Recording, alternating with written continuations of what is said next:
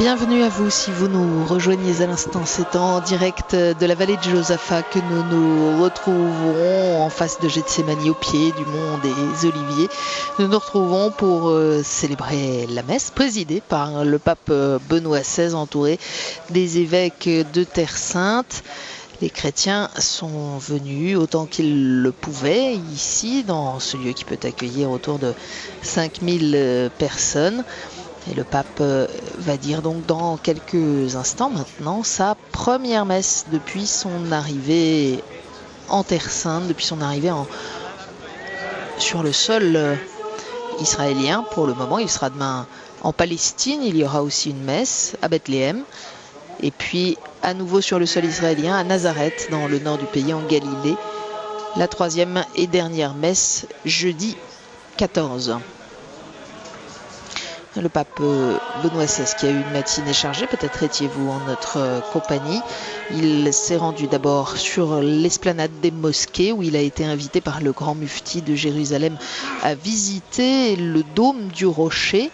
Il n'a pas pu voir le rocher en question car comme il y a des travaux à l'intérieur de cette mosquée, le rocher est protégé des travaux qui sont autour. Mais enfin, il est rentré dans cette mosquée qu'il a visitée accompagné du grand mufti de Jérusalem avant de ressortir et depuis l'esplanade de s'entretenir, d'échanger des discours avec le mufti de Jérusalem. Et puis ensuite, le pape est descendu devant le mur occidental que l'on appelle familièrement le mur des lamentations.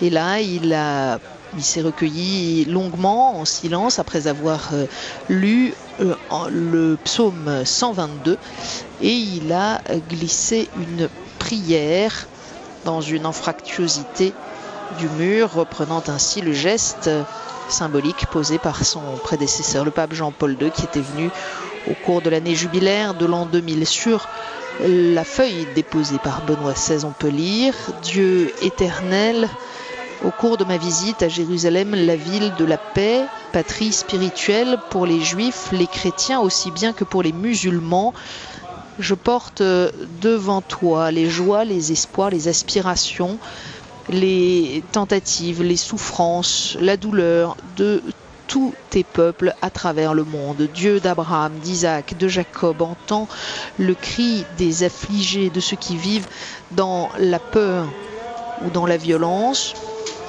Envoie ta paix sur cette terre sainte, sur le Moyen-Orient et sur toute la famille humaine, et saisis les cœurs de tous ceux qui invoquent ton nom afin qu'ils marchent humblement sur les chemins de la justice et de la compassion.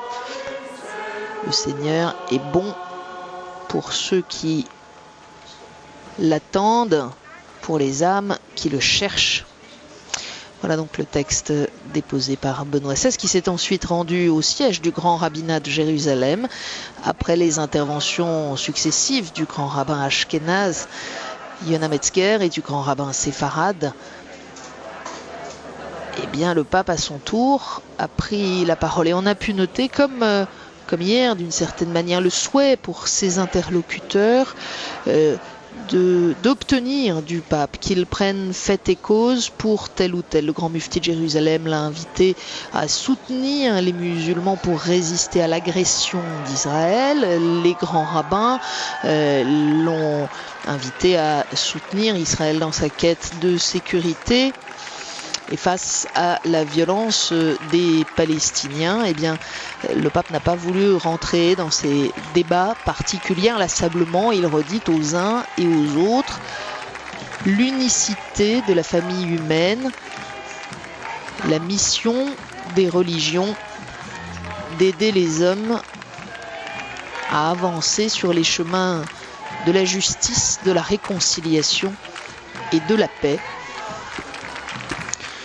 Le pape qui est ensuite allé à la rencontre de la communauté catholique, d'abord brièvement au Cénacle avec les franciscains de la custodie de Terre Sainte, seule communauté qui n'ait jamais quitté la Terre Sainte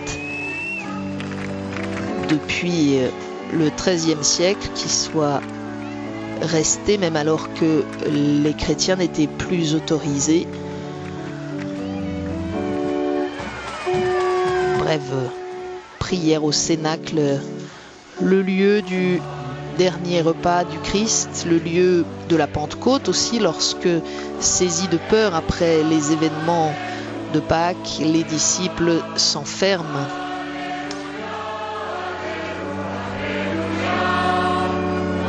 Et c'est tout à fait naturellement qu'en ce lieu, avec les franciscains et les évêques de Terre Sainte, le pape Benoît XVI a chanté le Veni Creator, l'invocation à l'esprit créateur à venir. Et puis ensuite le pape s'est rendu au patriarcat latin de Jérusalem et puis précisément dans la cocathédrale latine de Jérusalem. Là il a été accueilli par quelques 300 religieux, religieuses, prêtres, séminaristes et coopérateurs pastoraux de cette église de Terre Sainte. Il a été accueilli par quelques mots en français du patriarche latin de Jérusalem, Monseigneur Foy-de-Toile.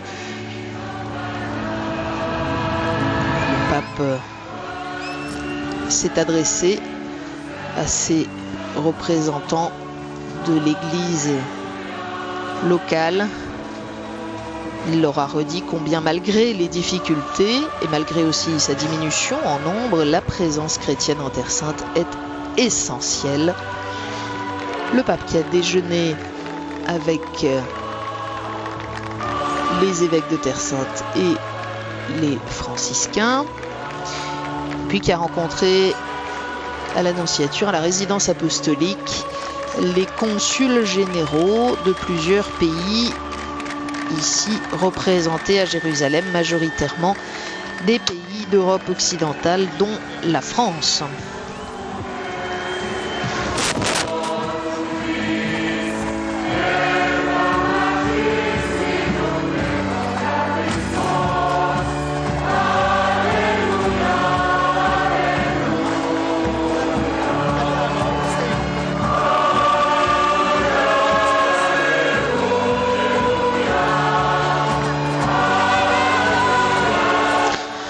C'est la première fois ici, depuis son arrivée lundi matin, que l'on voit Benoît XVI à bord de la Papamobile.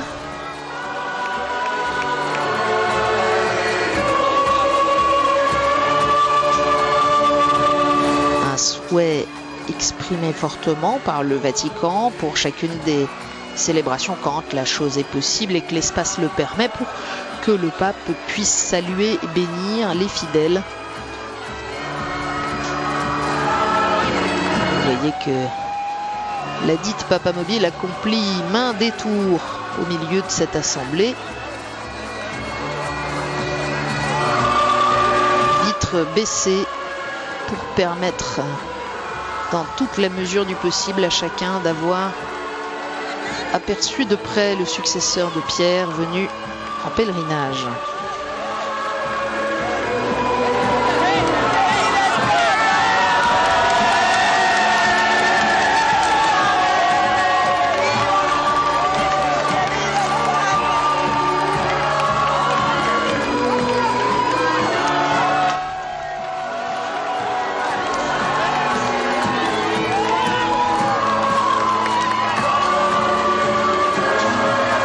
Quelques mots sur cette célébration. Si vous voulez la suivre en notre compagnie, les lectures de la liturgie de la parole seront les suivantes. Au livre des Actes des Apôtres, le chapitre 10, versets 34 et 37 à 43, puis le psaume 117.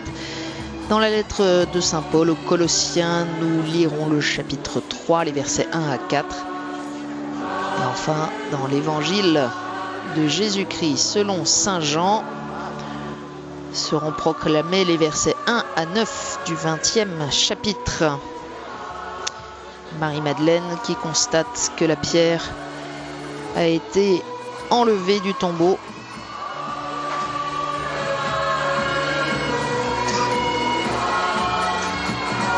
Comme de bien entendu, et tous les pèlerins qui sont venus ici en Terre Sainte en ont fait l'expérience. Les paroles des évangiles, les récits prennent une résonance particulière quand ils sont dits, quand ils sont lus sur les lieux mêmes des événements.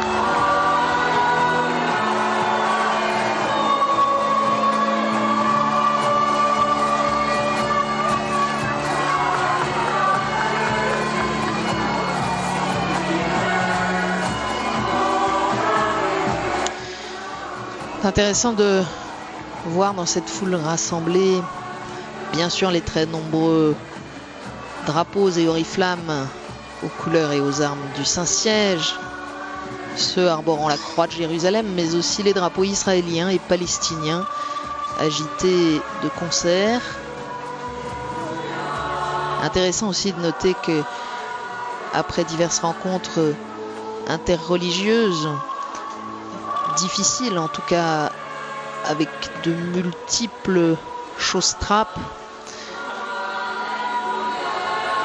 eh bien, c'est un climat familial qui préside aux rencontres du pape Benoît XVI avec la communauté chrétienne. On l'a senti pour la prière du Regina Coeli au Cénacle, on l'a senti à la cathédrale latine, où pour la première fois depuis lundi, on a entendu ici résonner le désormais célèbre Benedetto, scandé par l'Assemblée.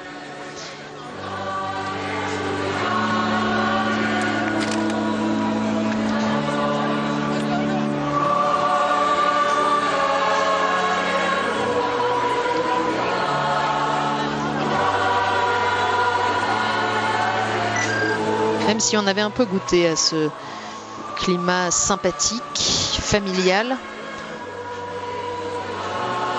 un peu différemment certes, mais tout de même, lors de la visite de Benoît XVI hier après-midi à la présidence, au palais de la présidence de Shimon Peres, une cordialité particulière s'exprimait entre les deux hommes, une atmosphère plutôt détendue, qui allait trouver son écho dans leurs paroles respectives, où ils étaient manifestement sur la même longueur d'onde. Shimon Peres appelant les responsables des religions à aider les politiques à surmonter les divisions, à voir l'essentiel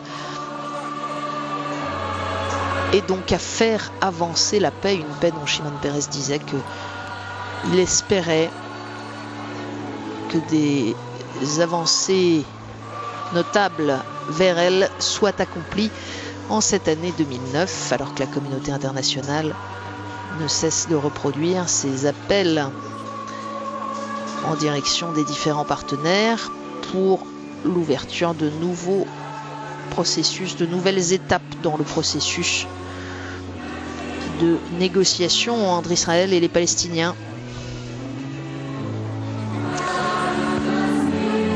Alors Benoît XVI, depuis l'annonce de ce voyage et les prélats qui s'expriment en son nom, a insisté à de nombreuses reprises sur le fait qu'il vient en pèlerin sur les pas du Christ. Néanmoins, chacun sait bien que ces gestes ont une portée symbolique et même politique évidente dans ce lieu si complexe et si conflictuel.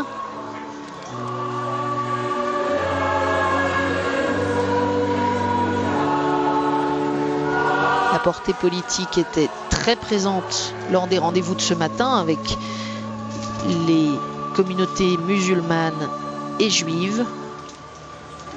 C'est une tonalité différente. Cet après-midi, c'est d'abord autour du Christ que les fidèles sont rassemblés, derrière leur pasteur, le pape Benoît XVI.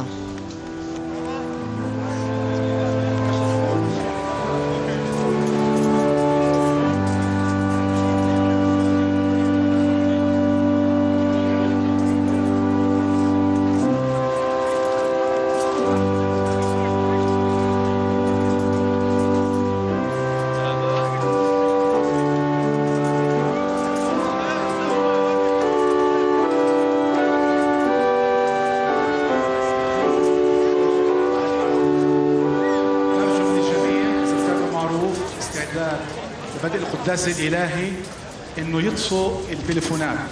Please switch your cellular. Per favore chiudete i vostri cellulari per poter cominciare la messa con il Santo Padre. نتمكن من بدء القداس مع قداسة البابا. Et tandis que la procession d'entrée se met en place, comme vous l'avez aperçu, on invite les fidèles au recueillement pour entrer dans cette célébration.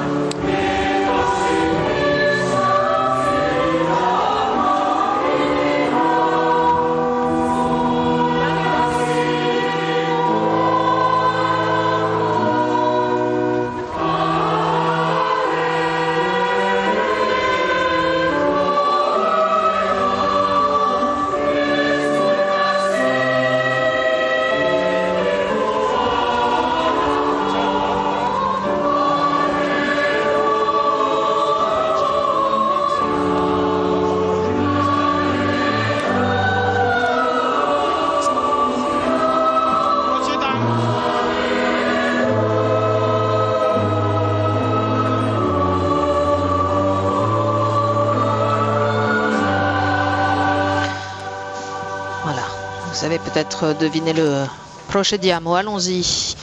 Du cérémoniaire. Quelques minutes de retard sur le début de cette célébration, mais voilà que la procession d'entrée s'est mise en marche. Nous préparons nous aussi donc à vivre cette messe en union avec les chrétiens de Terre Sainte rassemblés dans la vallée de Josaphat qui accueille le successeur de Pierre venu en pèlerinage sur les pas du Christ.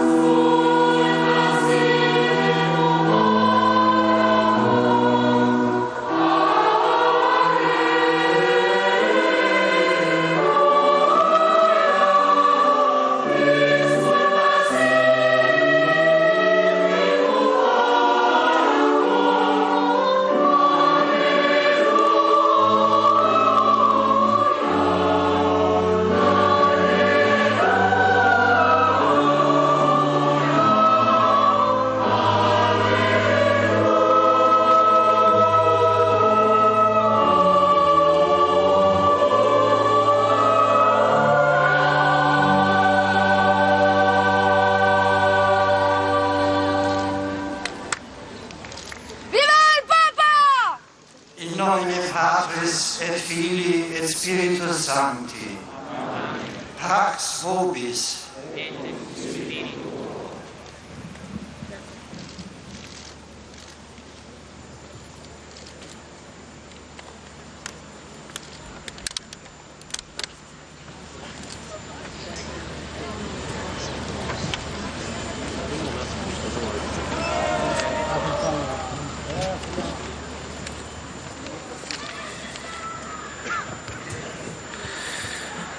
Most Holy Father, the Church of Jerusalem, Très Saint-Père, l'Église de Jérusalem vous accueille avec ferveur dans cette ville où le Christ fut accueilli par la foule, chantant « Hosanna au plus haut des cieux ». Hosanna in the highest, Hosanna Hosanna à celui qui vient au nom du Seigneur. Bienvenue dans la ville où il a obtenu la victoire sur le péché et la mort, où il a obtenu le salut pour ceux qui ont foi en lui, ici, avec vous. L'Église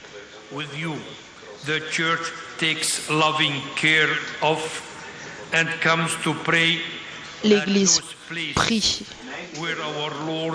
et prodigue ses soins attentifs sur les lieux où le Christ a vécu et est mort et ressuscité.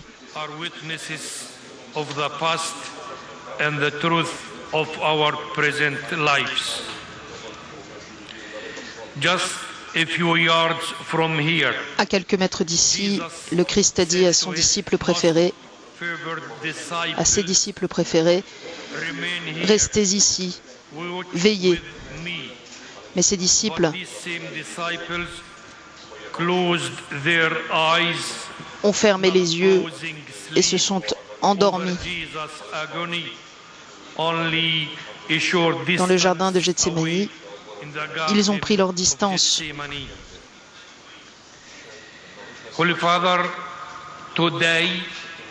De multiples manières aujourd'hui, la situation est la même. Il y a l'agonie du peuple palestinien dont le rêve de vivre dans un État palestinien libre et indépendant ne voit pas d'issue favorable. Et dans le même temps, nous avons l'agonie du peuple israélien qui rêve d'une vie normale, dans la paix et la sécurité.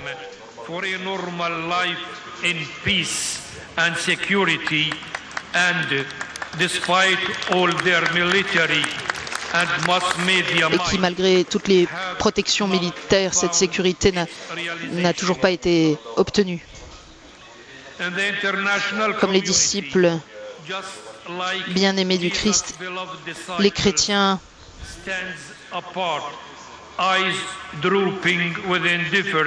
sont là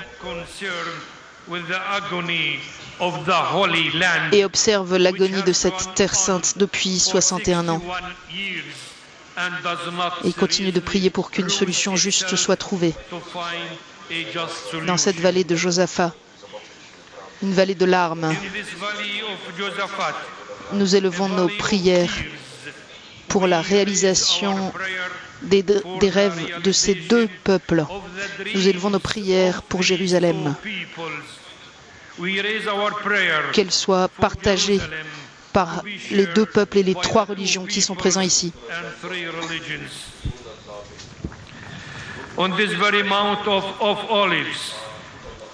Jésus a pleuré sur Jérusalem et il continue à le faire.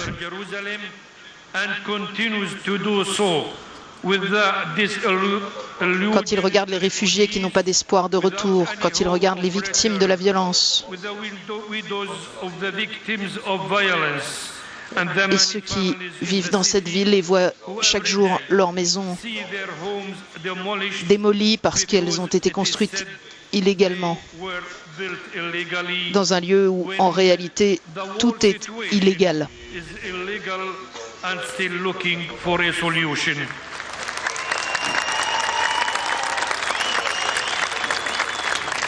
au-dessus de l'endroit où nous sommes. Above where we stand now, our Lord cried out, Jerusalem, Jerusalem, Jérusalem, Jérusalem, qui tue les prophètes, stoning those qui who are sent to you.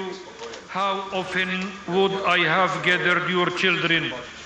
Gather your rassemble tes enfants, tous tes enfants chrétiens, juifs et musulmans. and Muslims, and you would not. Très Saint-Père, nous vous demandons de regarder, de comprendre ce que vivent vos très chers enfants de Terre Sainte. Nous vous remercions pour votre visite. Vous nous apportez l'affection et la solidarité de toute l'Église et l'attention du monde entier.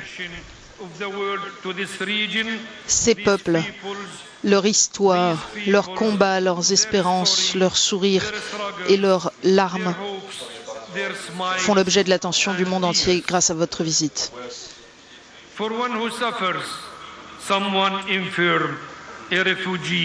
Il y a les réfugiés, les prisonniers, ceux qui sont victimes d'injustice.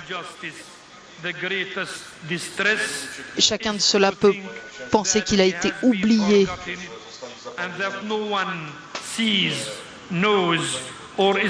Si on a le sentiment que ceux qui savent ce qui se passe ne sont pas bouleversés. Mais votre visite aujourd'hui rappelle à tous que le Dieu de la compassion n'oublie pas, n'oublie personne. Vous êtes le successeur de Saint Pierre, chargé par le Seigneur de confirmer vos frères dans la foi.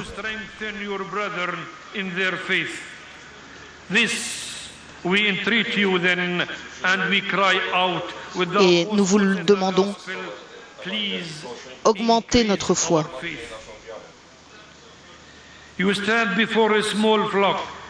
Notre communauté diminue gravement, elle souffre de l'émigration. Elle souffre des difficultés à circuler. Mais nous savons que la foi, nous savons dans la foi que le monde a été vaincu, le mal a été vaincu. Avec Jésus et en Jésus, nous pouvons nous réjouir ici et maintenant, nous pouvons expérimenter la paix, le pardon, la paix qui ouvre nos cœurs, la paix qui donne la sérénité, la foi, la joie de vivre et de travailler dans cette terre. Therefore, we take the advantage of your blessed presence among us to cry out with the suffering Father in the Gospel who begged Jesus to free his Son from long-lasting torments. I do believe, we do believe. Et nous prions comme le Père qui demande au Seigneur de sauver son Fils. S'il vous plaît, aidez-nous.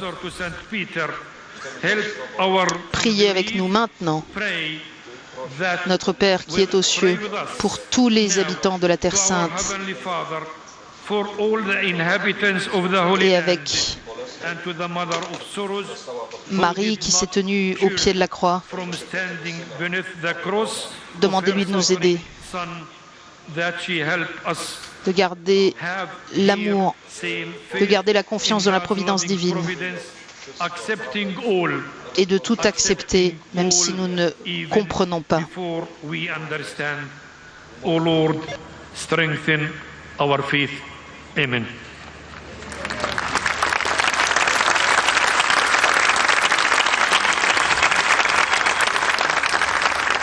قداسة الحبر الأعظم البابا بنديكتوس السادس عشر يقدم إلى غبطة البطريرك. Le pape Benoît XVI, selon la tradition, qui donne un calice au patriarche latin de Jérusalem qui vient de l'accueillir. وهي عبارة عن كأس الاحتفال بالذبيحة الإلهية تعبير عن حبه. Le pape qui va maintenant introduire l'acte pénitentiel.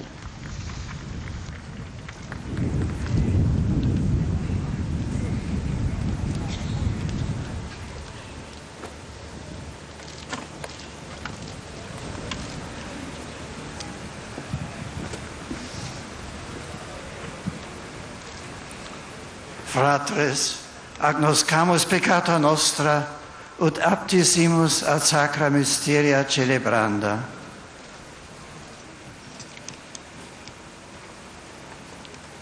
Ana ataref.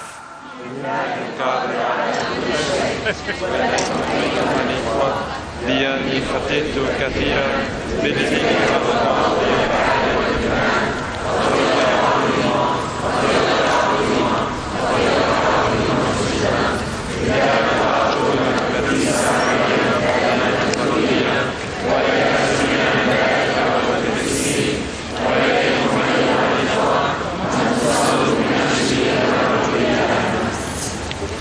Misericorde nostri omnipotens Deus, et dimissis peccatis nostris, perducat nos ad vitam aeternam. Amen.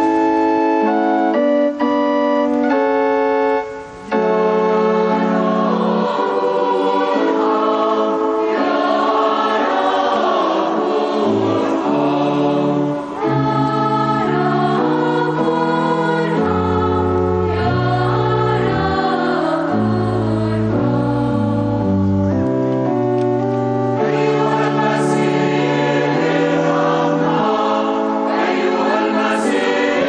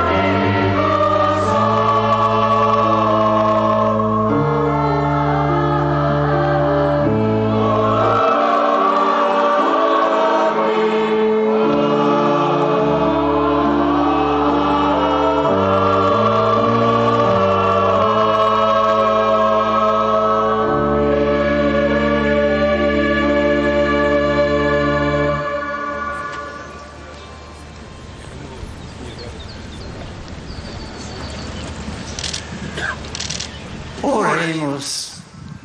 Deus qui per unigenitum tuum, eternitatis nobis aditum, divicte morte resurrasti, da nobis quesumus, ut qui resurrectionis Dominice solemni accolimus, per innovationem tui spiritus, in lumine vitae resurgamus, per Dominum nostrum, Iesum Christum Filium tuum, qui tecum vivit et regnat, in unitate Spiritus Sancti Deus, per omnia saecula saeculorum.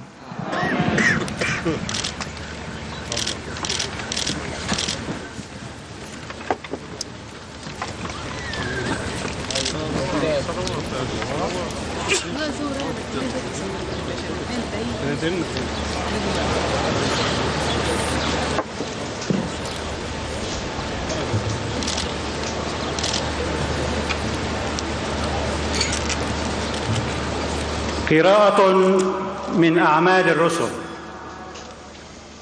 فشرع بطرس يقول Lecture du livre des Actes des Apôtres. أنتم تعلمون الأمر الذي جرى Alors في Pierre prit la اليهودية parole. كلها Vous savez ce qui s'est passé à travers tout le pays des Juifs depuis les débuts en Galilée, après le baptême proclamé par التي Jean. نادى بها يوحنا Jésus de Nazareth, في شأن Dieu l'a يسوع consacré par الناصري l'Esprit Saint et rempli de sa force. كيف أن الله Là où il مسحه passait, بالروح il faisait le القدس bien والقدرة et il guérissait tous ceux qui étaient sous le pouvoir du démon, car Dieu était avec lui. يعمل الخير ويبرئ جميع Et nous الذين sommes témoins de tout ce qu'il a fait dans le pays des Juifs et à Jérusalem. لأن الله Ils l'ont fait كان mourir en le pendant au bois du ونحن supplice. شهود Et voici que على Dieu جميع l'a الأعمال ressuscité le troisième jour. في بلاد Il lui a donné de اليهود se وفي montrer, أورشليم. non pas à tout le peuple, والذي mais قتلوه seulement aux témoins que Dieu avait علقوه choisis على d'avance, خشبة. à nous qui avons mangé et bu avec lui après sa résurrection d'entre les morts. وخوله Il nous a chargés d'annoncer au peuple et de témoigner que Dieu l'a choisi comme juge des vivants et des morts. C'est à lui que tous les prophètes rendent ce témoignage. Tout homme qui croit en lui reçoit par lui le pardon de ses péchés. وقد أوصانا أن نبشر الشعب ونشهد أنه هو الذي أقامه الله ديانا للأحياء والأموات وله يشهد جميع الأنبياء بأن كل من آمن به ينال باسمه غفران الخطايا كلام الرب. لله.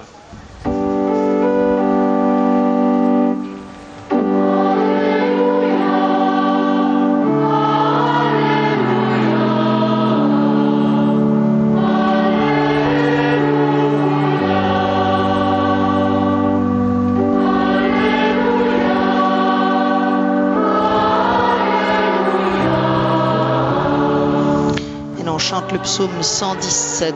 Rendez grâce au Seigneur, il est bon, éternel est son amour.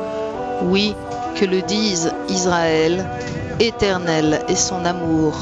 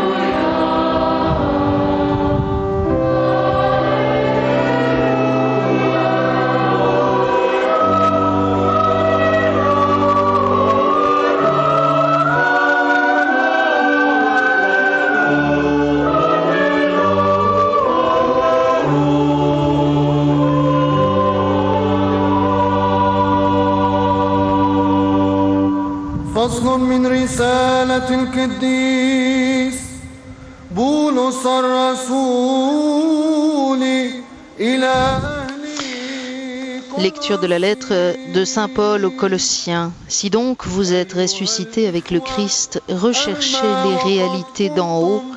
C'est là qu'est le Christ assis à la droite de Dieu. Tendez vers les réalités d'en haut et non pas vers celles de la terre. En effet, vous êtes morts avec le Christ et votre vie reste cachée avec lui en Dieu. Quand paraîtra le Christ, votre vie, alors vous aussi, vous paraîtrez avec lui en pleine gloire.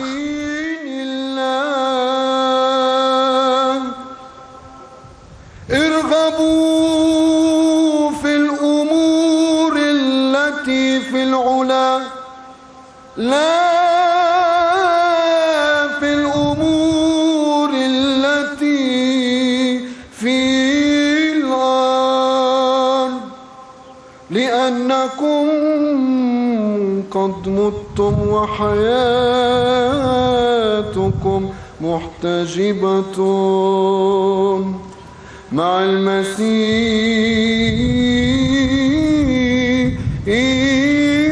في الله فإذا ظهر المسيح الذي هو حياة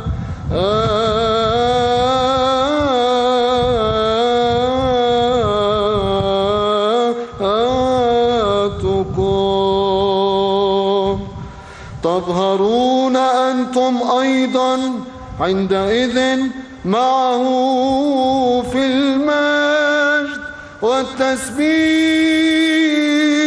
لله دائما.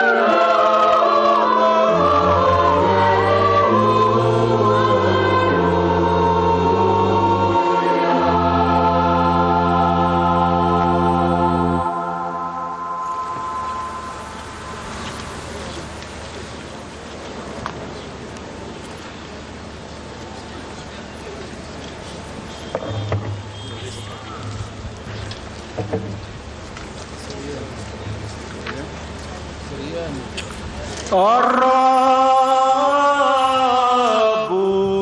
معكم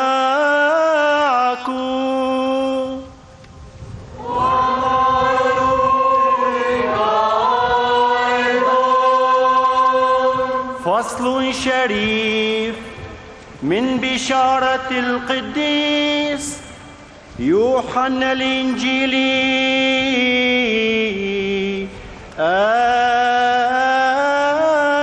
البشير. المجد لك يا رب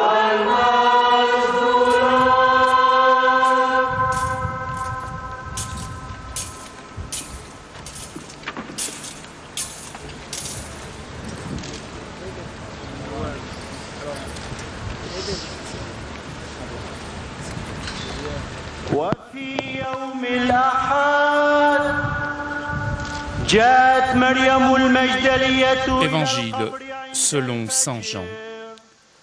Le premier jour de la semaine, Marie-Madeleine se rend au tombeau de grand matin, alors qu'il fait encore sombre. Elle voit que la pierre a été enlevée du tombeau.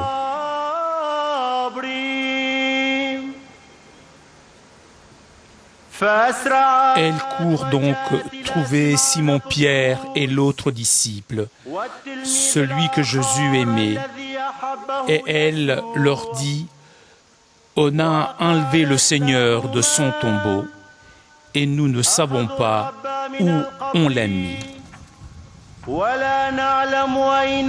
Pierre partit donc avec l'autre disciple pour se rendre au tombeau.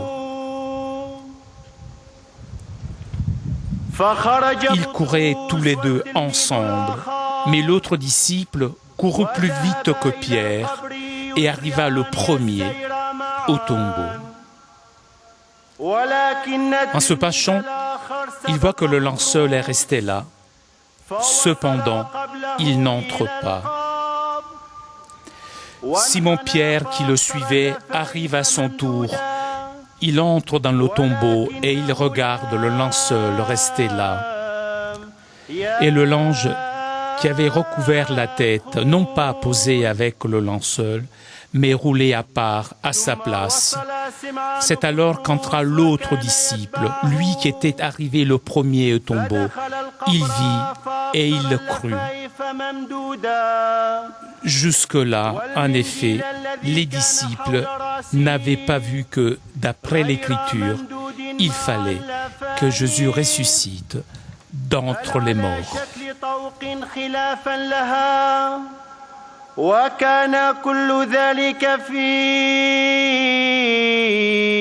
مكانه.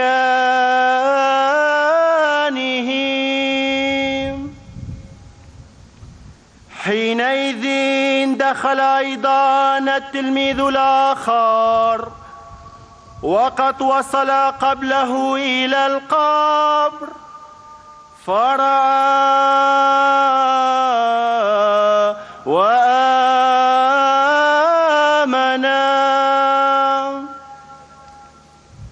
وذلك بأنهما لم يكونا قد فهما بعد الكتاب الذي يقول إنه يجب أن يقوم من بين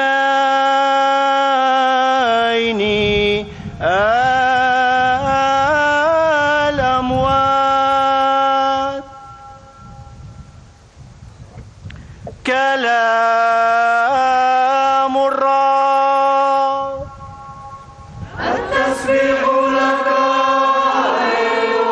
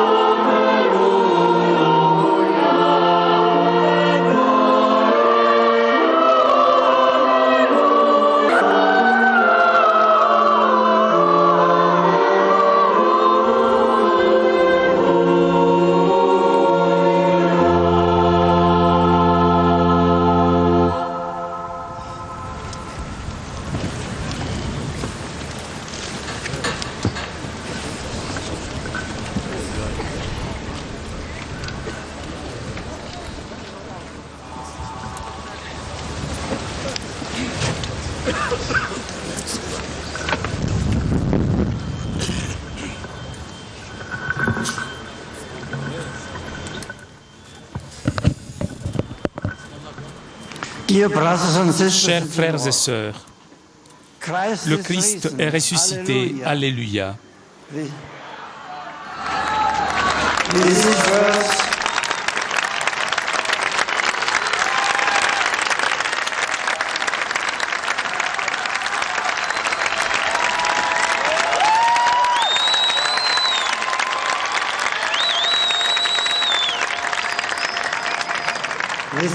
Par ces mots, je vous salue avec une grande affection.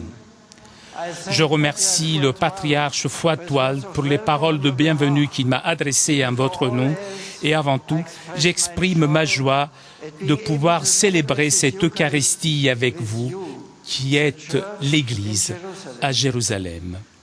Nous sommes rassemblés sur le mont des Oliviers où notre Seigneur a prié et a souffert, où il a pleuré par amour de cette ville et à cause du désir qu'elle puisse connaître ce qui pouvait lui donner la paix.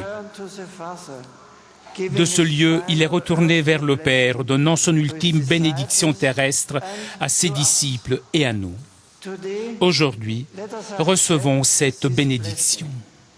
Il vous la donne d'une façon particulière, chers frères et sœurs, qui êtes reliés par une chaîne ininterrompue avec les premiers disciples qui ont rencontré le Seigneur ressuscité et l'ont reconnu à la fraction du pain, ceux qui ont été convertis en écoutant la prédication de Saint Pierre et ceux qui, les premiers, ont fait l'expérience de l'Esprit rendant la plénitude de ses dons à la Pentecôte. Je salue également tous ceux qui sont présents et aussi tous les fidèles de la Terre Sainte qui, pour diverses raisons, n'ont pas pu se rejoindre à nous aujourd'hui. Comme successeur de Saint Pierre, j'ai mis mes pas dans les siens afin de proclamer au milieu de vous le Christ ressuscité, de vous confirmer dans la foi de vos pères et d'invoquer sur vous la consolation qui est le don du Paraclet. Me tenant devant vous aujourd'hui, je ne peux pas oublier les difficultés, les frustrations, les épreuves et les souffrances que tant de vous ont dû supporter à cause des conflits qui ont affecté ces terres, sans parler des amères expériences de déplacement auxquelles tant de vos familles ont été contraintes. Qu'elle te plaise, puissiez-vous ne plus connaître. J'espère que ma venue ici est ressentie comme le signe que vous n'êtes pas oubliés, que votre présence persévérante et votre témoignage sont hautement précieux aux yeux de Dieu.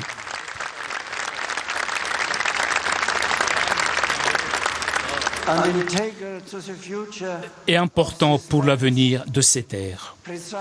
Et raison justement des profondes racines que vous avez dans cette terre, de votre culture chrétienne, forte et ancienne, ainsi que de votre confiance inébranlable dans la fidélité de Dieu à ses promesses.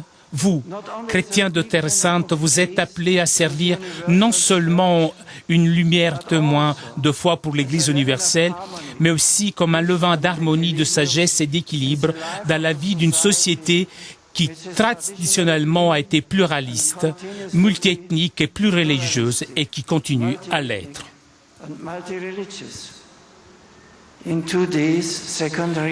Dans la deuxième lecture de ce jour, l'apôtre Paul demande aux Colossiens de rechercher la réalité d'en haut. C'est là que le Christ, assis à la droite de Dieu. Ces paroles résonnent avec une force particulière ici, au pied du mont des Oliviers, où Jésus accepte le calice de la souffrance dans une complète soumission à la volonté du Père, et d'où, selon la tradition, il est monté pour siéger à la droite du Père, intercédant sans cesse pour nous, les membres de son corps. Saint Paul, le héros puissant de l'espérance chrétienne, savait bien quel est le prix de cette espérance, ce qu'elle coûte en souffrance, persécution pour la cause de l'Évangile. Néanmoins, il n'a jamais fléchi dans sa conviction que la résurrection du Christ marque le début d'une nouvelle création. Et il nous dit, quand paraîtra le Christ, votre vie, alors vous aussi, vous paraîtrez avec lui en pleine gloire. L'exhortation de Paul à rechercher les réalités d'en haut doit résonner sans cesse en nos cœurs. Par ces paroles, il nous oriente vers le plein accomplissement de la vision de la foi dans la Jérusalem céleste, là où, conformément aux antiques prophéties, Dieu essuiera toute larme de nos yeux et préparera le salut de tous les peuples, un festin. Voilà l'expérience, voilà la vision qui inspire tous ceux qui aiment la Jérusalem terrestre et qui la voient comme une prophétie, la promesse de réconciliation universelle et de la paix que Dieu désire pour toute la famille humaine. Mais sous les murs de cette même cité, nous sommes amenés à constater avec tristesse combien notre monde est éloigné de l'accomplissement plénier où l'Esprit a été répandu comme les prémices de la nouvelle création. L'espérance doit toujours se battre contre le désespoir, contre les frustrations et le cynisme, tandis que la paix, qui est un don de Dieu à laquelle il nous appelle, continue à être menacée par l'égoïsme, les conflits, les divisions et par le fardeau des erreurs du passé.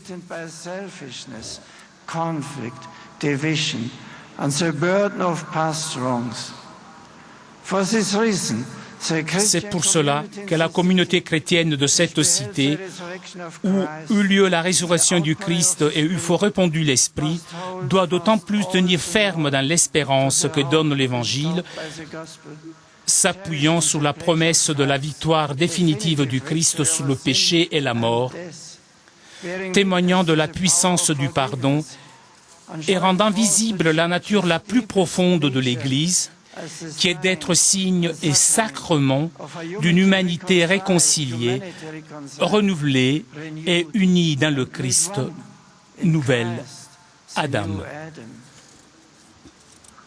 Tandis que nous sommes ici rassemblés au pied de rempart de cette cité, que les disciples des trois grandes religions considèrent comme sacrées, comment pouvons-nous ne pas songer à la vocation universelle de Jérusalem?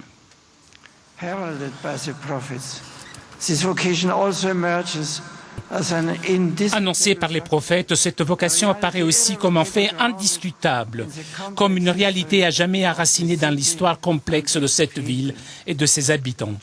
Les Juifs, les musulmans, tout comme les chrétiens, considèrent cette cité comme leur patrie spirituelle. Comme il reste beaucoup à faire pour faire en sorte qu'elle soit véritablement une cité de paix pour tous les peuples, où tous peuvent venir en pèlerinage pour chercher Dieu, écouter sa voix, une voix qui annonce la paix.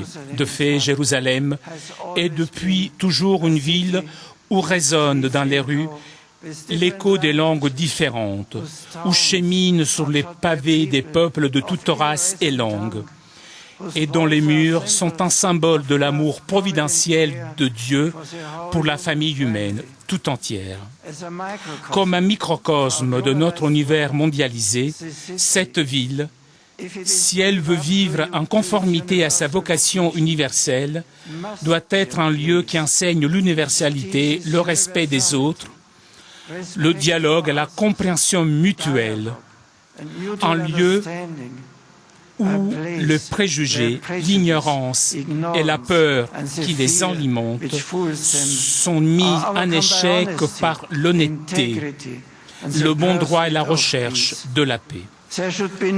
Il ne devrait pas y avoir place à l'intérieur de ces murs pour la violence, l'étroitesse d'esprit, l'oppression et la vengeance. Ceux qui croient en un Dieu miséricordieux, qui se reconnaissent comme juifs, chrétiens ou musulmans, doivent être les premiers à promouvoir cette culture de réconciliation et de paix, sans se laisser décourager par la pénible lenteur des progrès, ni par le lourd fardeau des souvenirs du passé.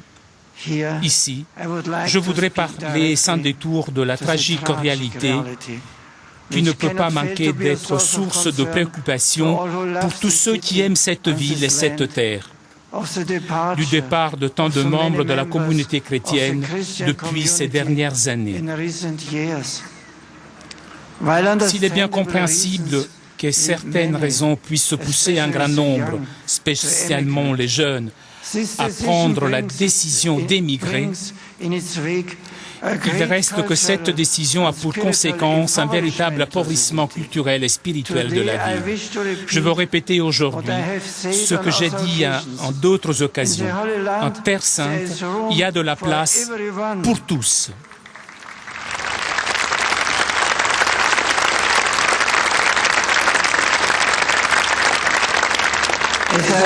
En demandant aux autorités civiles de respecter et de soutenir la présence chrétienne ici, je veux également vous assurer de la solidarité, de l'amour et du soutien de toute l'Église et du Saint-Siège.